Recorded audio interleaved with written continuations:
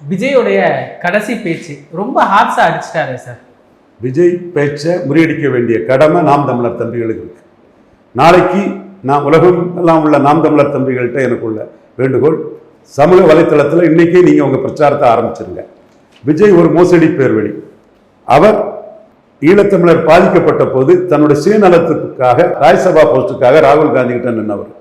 இன்றைய சூழ்நிலையில் கட்சி ஆரம்பித்த பிறகு அவர் ராகுல் காந்தியும் சோனியா காந்தியும் மல்லிகார்ஜுன கார்கேயும் இவர் செல்வ பெருந்தகையும் திமுக கூட்டணியில் சேர்ந்து 28 சீட்டுகளை வாங்கி கூட்டணியில் நின்னும் உண்மையான காங்கிரஸ் தன்னோட இருக்குன்னு கேள்வி கேட்குறாரு. அந்த உண்மையான காங்கிரஸுங்கிறது ஈழத்தமிழர்களை கொண்டு குவித்த காங்கிரஸ், தமிழர் நலனுக்கெல்லாம் ஒரு எதிர்மறையாக இருந்த காங்கிரஸ். அதை போய் விஜய் எடுக்கிறாருன்னா தன்னம்பிக்கையின்றி விஜய் செயல்படுறாருங்கிறத நீங்கள் ஈழத்தமிழர்களும் இந்திய தமிழர்களும் உலகளாவிய தமிழர்களும் விஜயை எக்ஸ்போஸ் பண்ண வேண்டிய கடமை இருக்கு.